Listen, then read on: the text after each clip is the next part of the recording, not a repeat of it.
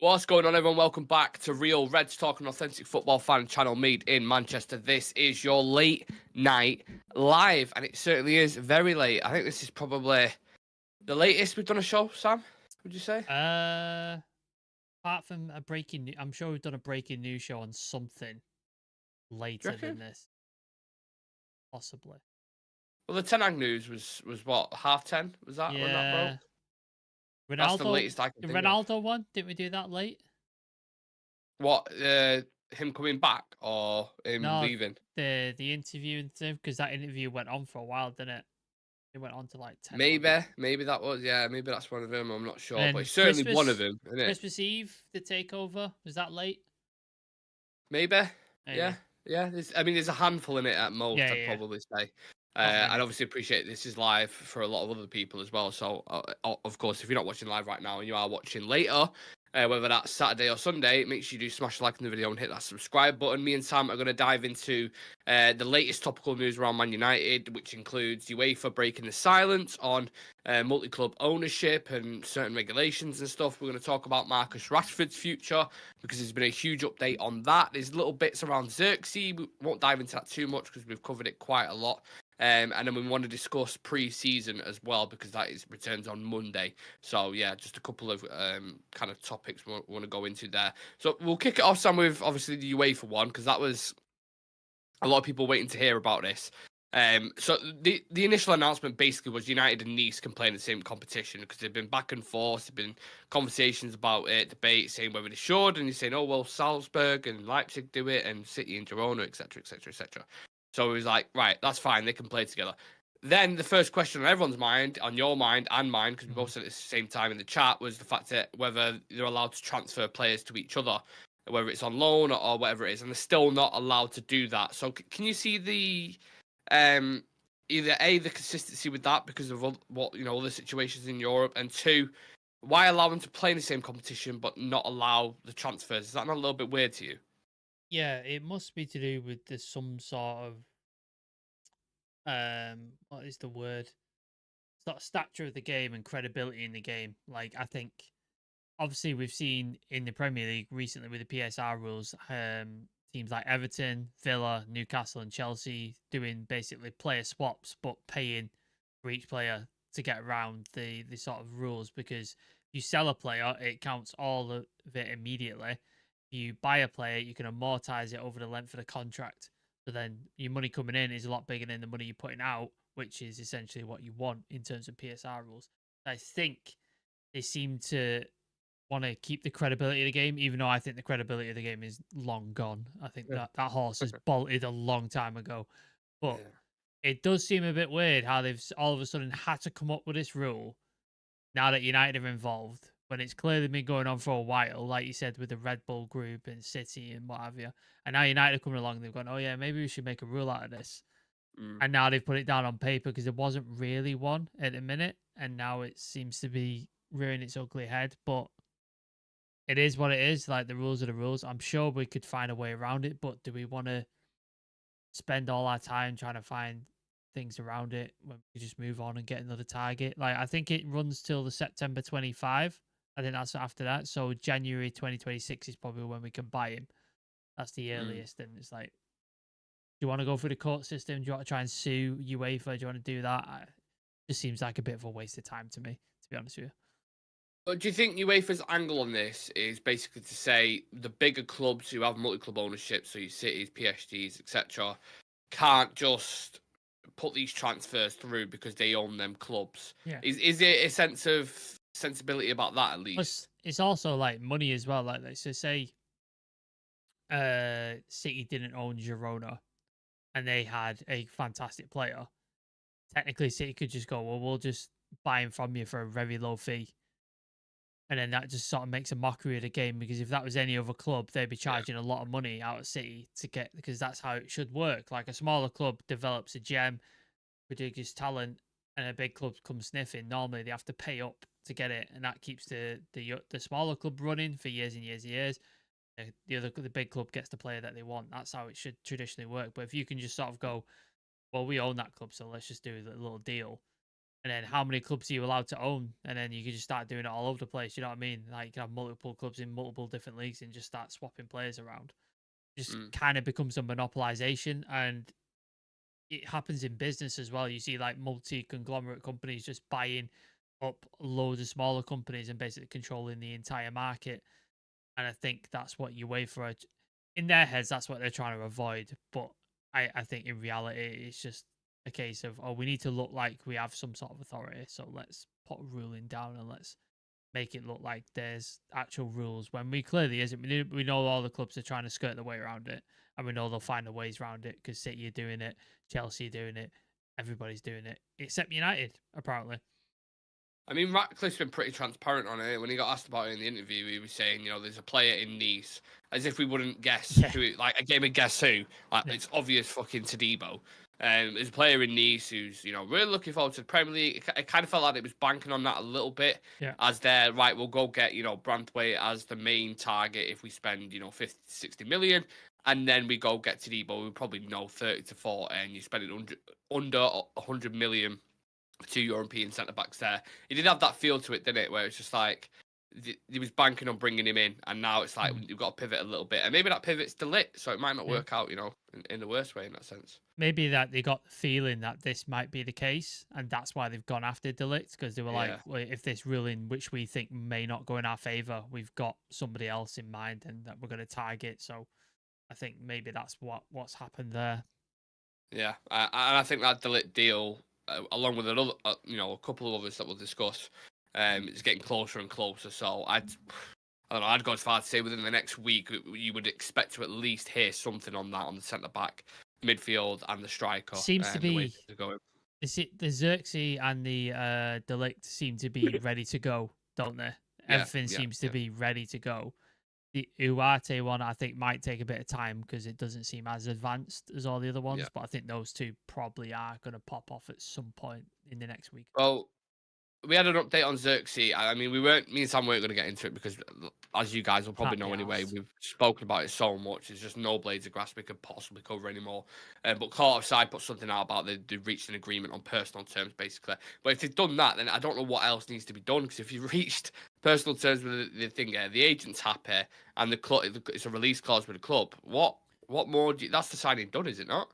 Yeah, is it Damesh Sess put something out as well, basically saying 99.9% he's leaving this summer, and United are willing to meet the release clause. There was some stuff about he wanted to wait till after the Euros, so maybe that's it. Maybe we're waiting until the Euros is done, and then he'll like go, yeah, trigger the deal, let's go. So yeah. So yeah, of course we'll stay up to date with that as much as we can. Do turn on that notification bell so you don't miss a single thing, because we will go live when it happens. Now, moving on to Marcus Rashford, Sam. Again, you mentioned Sky Sports Seth there, and he's also been talking about his future. Says despite speculation, United's primary focus at the moment is getting Marcus Rashford back to his best form. He is expected to stay at Old Trafford, but you have heard little murmurs and rumours, haven't we, about Marcus's future. Where do you stand on that? What would I like him to do, or what I think is going to happen? Yeah, what would you like him to do, and also what you expect him from him, this coming season? I would prefer that we sold him. If I'm honest, I would like him to be sold because I think we can get some decent money for him while he's still 27. I know he's on a massive wage, and that complicates things because there's not many teams who can come in and pay that wage, and he's not going to take a wage cut. So that complicates matters. I would, if we could sell him, definitely sell him for a good fee, because I just don't think he's the guy that everybody was hoping him to be. The main man, the guy who can put United on his shoulders, on his back, and take us forward. I just don't think he's that guy. I think when the rest of the team's playing well, he thrives. But in terms of a guy who grabs us by the scruff of the neck and drags us through games, I don't think he is that guy. And he clearly suffers from confidence, and whatever mental issues he's got going on outside of football are clearly affecting him. So I would sell him and move on. But I think the club keeps him just because of that massive wage. I just don't think anybody's willing to come in and pay that wage or pay a massive fee for him either. So I think he ends up probably staying this summer. Yeah, I'd love to hear everyone else's opinion, so do get them in the chat about Marcus. I'll go through some of them now. Just the comments that he's put in, because there's quite a few. Tyler James saying, bring back Mason Greenwood. He's going to be sold, mate. So, yeah, make of that what you will. Get over it, Brian for fuck's saying, sake, lads. I know. It's Accept just it. like, Accept is it. He's this fucking going. Manchester United or Yeah. Mason United? Like, Yeah. come on. Brian saying, evening all, big up Brian. Can I just say that that was one of the worst games of football I've ever seen, and I've watched United for the past 11 years. It always is, though, with France and Portugal. It's never, ever box office. It's always like 0-0 draws. But I mean, even look at the final in 2016, like that at Edu. Was it? Is it Edu, his name? Who scored in the final? I remember from outside the box. Cannot remember. Fucking hell, what's the guy's name? He played for Galatasaray, striker. Yeah. It took him to score in extra time for them to win it. So yeah, it was always inevitable. Just whilst we're on that, Sam, just quickly, I know it's not really United based, but we can make it United based with the Ronaldo and Bruno links. Yeah. Was it a mistake from Portugal, do you think, with Cristiano up top? Yeah, I think his body is starting to slow down. I don't think he's the same way like he was. Obviously playing in the Saudi League. Yeah, but it happens to all of us. Like, it happens to not many people go out on top. Like, you've seen with Toni Kroos, like, he won the La Liga, he won the Champions League, and he wanted to win the Euros, and it's not happened. Not many people go out on top, and nothing to sort of be like, oh, maybe he should have retired and stuff. Like, the biggest comparison I can make is, like, if you're a pro wrestling fan, I'm a pro wrestling fan.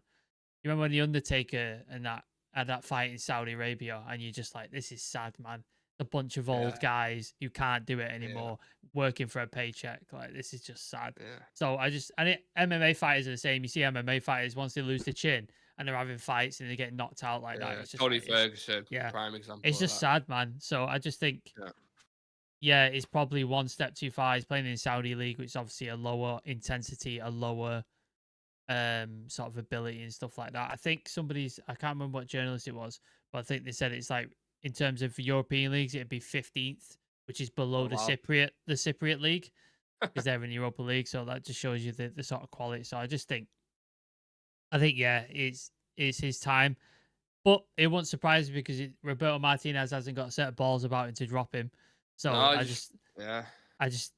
think he's gonna play until he decides not to. It seems like. It's a hard decision, isn't it, though, for a manager to make, for Roberto Martinez, who in himself hasn't really won anything at all, to come to the Portuguese team where Ronaldo's like most goals in international football and an absolute legend of Portugal, to then say you dropped. It would be a big kind of shock to the system in that sense, wouldn't it? So, yeah. But you saw Deschamps pull Mbappe off when he knew there was a possibility of a penalty shootout, and he's one of your best penalties, and he pulled him off. I know he was injured and stuff, but that was his call, essentially. Yeah, it's interesting, isn't it? Probably his last Euros. I mean, again, it wouldn't surprise me if he went to the World Cup just as like a sub or something, or as a super sub. But yeah, sad, just because of the kind of United links. I still love him, even though after everything that happened with it happens to all top sports stars. They all at some point degrade. There's not many that go out on top. Like Scholes, probably the only one that I can think, because he retired on top, came back and won another title, and then retired again. So there's not many sort of retire on top, man, which the way it is. Yeah, I was speaking to my mate before, and I was like, "Do you think, like when we was younger, it was the dads or uncles, whoever it was, used to tell us about, Maradona or Cruyff or whatever. Is that going to be us with Ronaldo and Messi when we talk about La Liga, and like you will never understand how fucking good these guys was at, in the peak. It was unbelievable. Yeah, they're the generations. It's like the previous generation. It was like Pele, George Best, Bobby Charlton, those kind of guys. Yeah. And then the next generation, like you said, Maradona, Baggio, those kind of guys. And now this era, you've got Ronaldo and you've got Messi, and those are the two top guys. And then after that, the generation, it's like what? It's probably going to be Mbappe, I imagine. Yeah. Well, I would have said Haaland, but he's Mbappe era for sure. Is the transfer ban on Todibo until the 1st of September 2025 or the end of September 2025? I think it's 1st of September. So after the transfer, that summer transfer window ends, that in 2025, that's when we're allowed.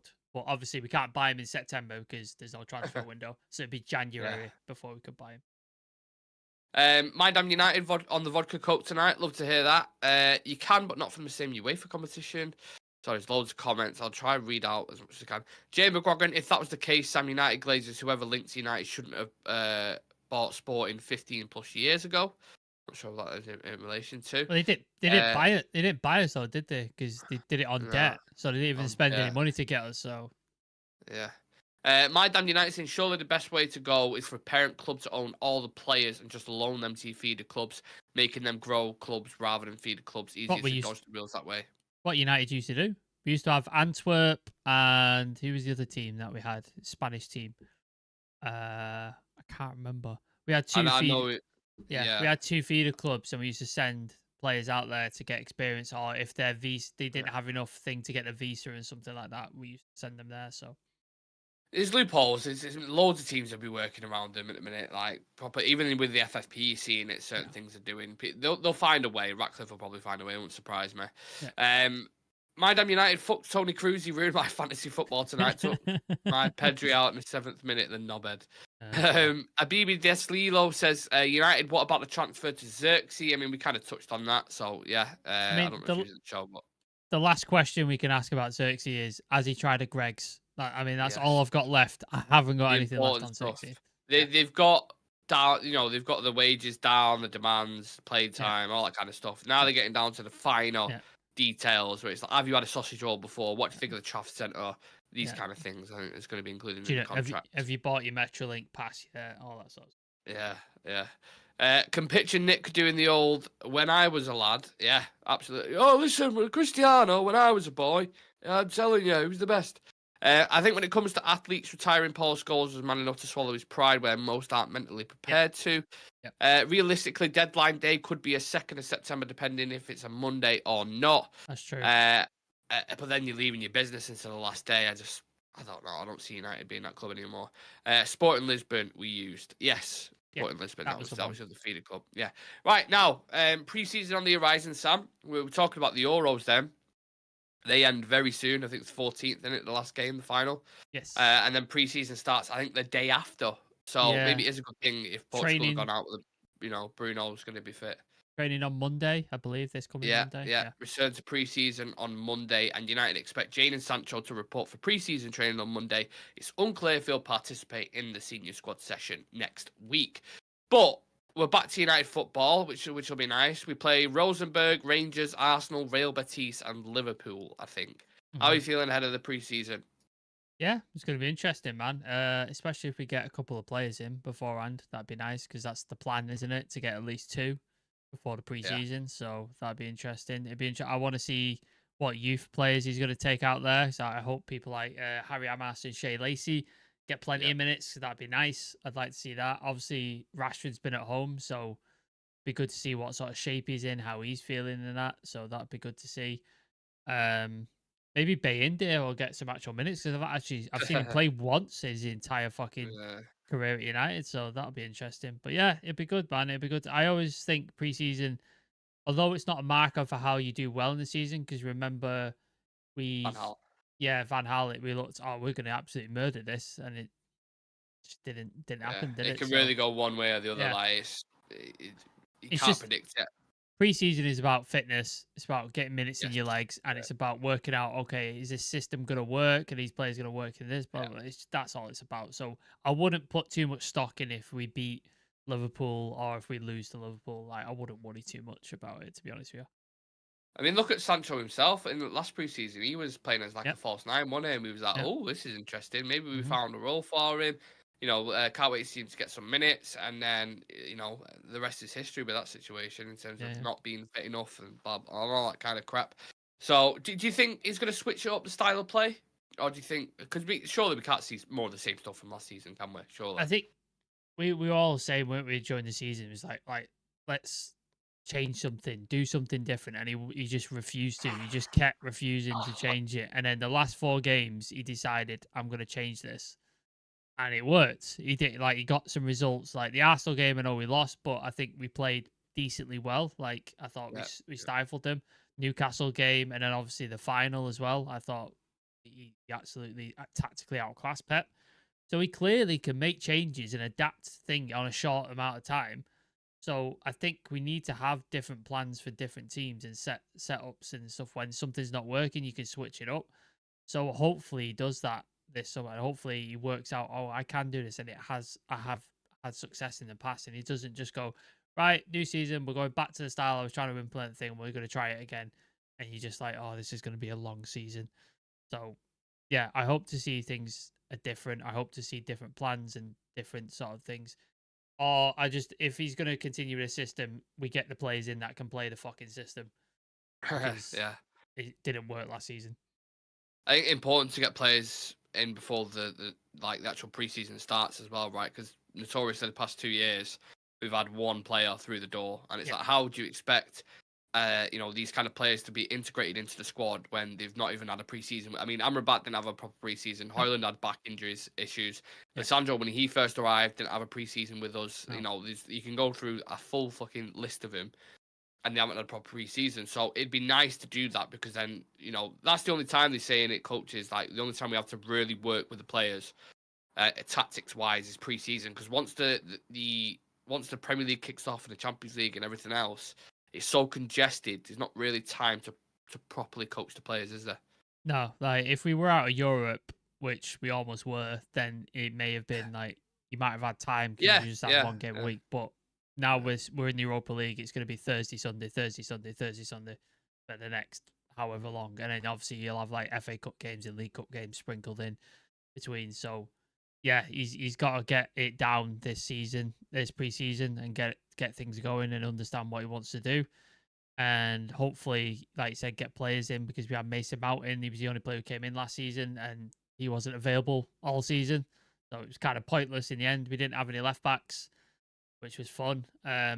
So yeah, hopefully injuries has got to be the big thing. We've got to fix that. Whatever's going on in the medical department, whatever's happening there, sort that out, please. Just please sort that out because if that's not sorted out, God, I can't deal with another season of like 65 different injuries. I can't do it. I'd go as far to say this season is honestly one of the ones where I have absolutely no inkling to what's going to happen. I don't know if we could fucking challenge for a title or get relegated. I have no idea. There's so many things that still kind of lingering from last season, isn't there? Like you mentioned with the injuries. Is the recruitment going to be good? Mm-hmm. Is the style of play going to change? Like, so many questions, and that's why I think it's fascinating. I can't wait to see. I just hope it isn't. I remember last year's preseason. I remember watching games, and I'm like, I just don't get that. I know you say like preseason games don't really matter, but when you watch it, I don't know if you really remember much preseason, but it was just gloomy and people making mistakes, and that carried through into the season. I think the tour didn't help either. Like the Yeah, flights that we were doing, like we went New York to California, and then the next day we're going to Houston, Texas, and like it was. You also had Dublin in there. You had Yeah, was it Copenhagen or yeah. something like that? We went to. It's just it was just Outrageous. stupid fucking amount of flight, and that doesn't help Yeah, matters. Like for sure, doesn't help matters. And obviously, you had the Kobe Manu injury, which sort of put downer on a lot of things yeah, because he looked so yeah, promising in the Arsenal game, and then in Real Madrid, and he got injured and he was out till what September? Did he come back? yeah, October. yeah. So that put a downer on quite a lot of things. Oh no, so So yeah, it was November. I think he yeah, came back. Kobe. Yeah, so that put a downer on a lot of things. So I do like. I hope not to see too many injuries in preseason. That'd be nice. And like you said, let's just enjoy it and let's hopefully see something where we can attach onto it and be like, oh, this is interesting, or I like yeah, this. Also, youth players, I hope to see because I've seen so little of them, apart from yeah. Kamwala, a little tiny bit of Wheatley, and obviously Mainu. I want to see some Shea Lacey. I want to see some Harry Amas, whoever else who's in there. Like I want to see some of those guys because I think that's really important. Because if in the transfer window we're not able to spend as much, you're gonna have to fill those gaps with some of the young players. And I think at left back, Harry Amas, who I know you're a big fan of as well, he could potentially fill that role because we don't know about Luke Shaw, we don't know about Malacia, and we may not end up buying a left back depending on how all these other purchases and selling happens as well. So he might have to be your second or third choice. I think expectations are all, well, through the roof as well, aren't they? With everything coming in, all this new structure, the pressures on the manager as well. The pressure are on certain players who have had kind of a free ride for the past 7 years. And I think the spotlight is really, really on. So if you have another season like we did last year, I mean, yeah, I can't imagine Ineos being as waiting as long as the Glazers did to sort shit out. Anyway, I think players like Rashford have probably got one more season. Yeah. And then if you don't perform, And I even think Shaw, I'd Shaw, probably say. if he can't be fit, Yeah. he's got to Yeah. go. And then you look at players like Anthony, he's probably got a season, if not half a season. He might go in Well, January. Like, you know what I mean? apparently Ineos think he's a good player, Sam. They're fucking mental if they're thinking that. Yeah. Yeah, Um, that was like, do you remember when Ollie said that about Sanchez, was it? yeah. He was like, oh, he's raring to go, He's he's gonna fit, come he's, you back know. and then gone. No, no, no. So yeah, I like I think a lot of players are on their the final one. You know, like if I've it's not happened to me at work, but I'm sure people have been at work where you're on your final warning and then you're out the Yeah, fucking door. So, verbal, yeah, written, and then it's I think final, a lot isn't of it? people are on their final warning. So yeah, it'll be interesting. But I think we should sell Rashford, but for everybody else's sake and the team sake and his sake, I hope he shows something preseason where he looks Yeah, focused, he looks switched on, he looks ready to go. I hope I see that. I really do. yeah. Yeah, 'cause of course he didn't go to the Euros, and the only things I've seen of him, which is like the first time, the only noise I've seen from social media really is him in Dubai, I think, and he's training, working hard. But again, it's one of those, like, it wouldn't surprise you at all, would it, if he just came back and whacked It in 30 goals? happened before, didn't it? Because That's what I'm last saying, season like, he didn't have a gap because he went to the World Cup and then he had the truncated season and all that, and then he had a shit season after that, and yeah, then the season before the World Cup he had a rest, and then he scored the 30 goals, didn't he? So it's like when yeah, he has a rest and he doesn't have a tournament, he tends to come back better, which is weird, but that seems to be the trend that yeah. he's on. I also think, and I've been of the opinion this for a while, if we do bring in a Xerxes, I think you'll see Rashford skyrocket. I think if Genuinely, I, I think you will. I think if you get a left back who's willing to overlap and go forward, I think you'll see that because he's not had Luke Yeah, Shaw behind him the entire yeah, season. Malassia's obviously not been available. We've had Amrabat there. We've had Dallo there, who's obviously not very comfortable there because he's a right back. We've had Wan-Bissaka there, who was really poor. Who else? Lindelof. So having that, not knowing that overlap is coming, or having that support where he can cut inside or he can lay it off, I think that's really important. He seems to play extremely well with Luke Shaw on that left hand side. So if we can get a left back in who's fit 100% of the time, he's willing to do that. I think that helps him out as well yeah. tremendously. I think Jay kind of touched on that as well in terms of like the squad in itself. Saying, would we all agree if Eric Ten Hag had a fully fit squad, we played some good stuff when we have a left back playing as well. That's what they keep everyone fit. I think Leach is another one as well. Like if you look at how he's been performing with Argentina at the minute, if he can stay fit and come back into the team, and then you get like a Delit alongside him, I think there's mega potential there.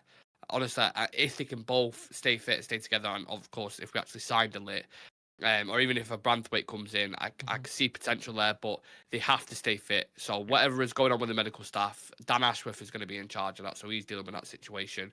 And yeah, hopefully it's full steam ahead as we go into next season. I think since when Leach is on the pitch, he's only conceded one goal. I think since Yeah, he came back, I think for the final, obviously we conceded a goal, and then at the Copa America, he's only conceded a goal. He's conceded no goals when he's been on the pitch. He got taken off in the semi final, and they conceded straight away, didn't they? As soon as he got taken yeah. off. So yeah, he is key. He's a starter He's for them now, isn't fucking it, as key well? player for Yeah, us. Like absolutely, he has to be fit and raring to go this preseason and not get injured. Like he has to because a lot of stuff relies on him at the back. how mad was it as well? It was just him and Varane for the last game, like One last the ride, man. last, like the one last ride, them two Yeah, together, and the fact we won it, it was like all the pieces that have been smashed during yeah, the season. They were just collecting it, yeah. and putting it back together just for that last game, and we ended up Like, winning the you know FA when Cup. something's falling apart in your house and you just jib it, it's like, right, I just need to Yeah, get it through the day until the guy could come and look at it, like just keep it up yeah, fucking standing, and you just shove a load of stuff on the side and it's like, all right, that's steady. It's like, I remember when that used to work and used to be great, and then the leg fell yeah, off, and that's basically what yeah, happened to our defenders, like just the legs fell off yeah. completely. One last ride, and they performed, didn't they? Mm. Richard saying, Nick, you and Sam look too sober to me. I'm bringing you to Belfast to get smashed. Apparently, You've been to I'm Belfast, haven't actually you? not. Yeah, yeah. Yeah, I like Belfast. It surprised me. Very. I thought it'd be very busy, not aggressive city, but very like just kind of London on Monster basically. But it mm. was very chilled. People very kind. Yeah, I was enjoyed it quite a lot. And so Yeah, did Marcus Rashford apparently. apparently. Yeah. Yeah, I've never yeah. been to Belfast. I've been to a lot of Ireland. I've been to Dublin. I've been to Cork, and I've been to is it Galway? Cork. I think Galway, I think as well. So yeah, I've not been to. I've not been Galway? into. How Yeah, the fuck have you been to Galway? you can go to Cork. You can drive up to Galway. Like it's only like about half hour, Oh, is 45 that minutes. like what Ed Sheeran wrote about? That's the Galway girl. Is that? I, Is that? I don't listen to Ed Sheeran, so I couldn't tell you. Yeah, well, yeah, you're the worst person Yeah, possibly to ask that. But yeah, I heard it in a song. Never been. So they're you know very what? You pretty. surprise me sometimes with the Very places that you say pretty. you've been to. Yeah. I'm like, what? When did you ever go there? I do not Yeah. remember that. Fucking Galway in Ireland. Well travelled man. Australia. I've been most of Europe. I've been New York, LA, San Francisco. So yeah, I've been Let's about. let's finish on this then because it is a late night live and Yeah. we've discussed the majority of the football stuff. So we'll talk about stuff that people actually care about. What's the best place you've been to? You say you're a well travelled man. Where's your favourite place? My favorite place to visit is probably Berlin. I love Berlin. It's one of my favorite places in the world. I think you should go. You'd love Berlin. Fantastic city. Why? What makes it good? Great food, great culture. People speak English, but they're willing to sort of, if you're trying to learn German like I was, like they're quite accommodating with you. They're not like, if you go to France, you try and speak English and they tell you to basically Very fuck rude, off. aren't they? They're not Yeah, happy about it. yeah, Whereas yeah. Germans are quite happy to chat to you and help you with the Yeah. German. Good food, a lot of like big beer city, big drinking culture. Like, so you can get on a night out, lots of like places to go, lots of Drinking steins. museums. Lots of museums to go to, lots of art galleries. The architecture is fantastic. A lot of history there. You got Checkpoint Charlie and all that sort of stuff with the Berlin Wall. A lot of stuff going on. Like, it's just a really interesting city, and it's very Manchester, very independent, very music centric, very sort of chilled out and stuff like that. And then I think to live would be Melbourne in Australia. I think that's my favorite. Oh, one of I my couldn't live favourite places in there. the world. Too hot. Too many weird So animals. Melbourne is not like other Australia. Melbourne is very temperate climate. It's very much like Manchester. So the hottest it gets is about 30 degrees, but then during the winter it's quite rainy at times, and it's quite cool climate. It never gets like below like -2 like at times, so it's quite temperate. So it's quite nice. And then it's like 20 minutes in any direction. There's a beach as well. So I think.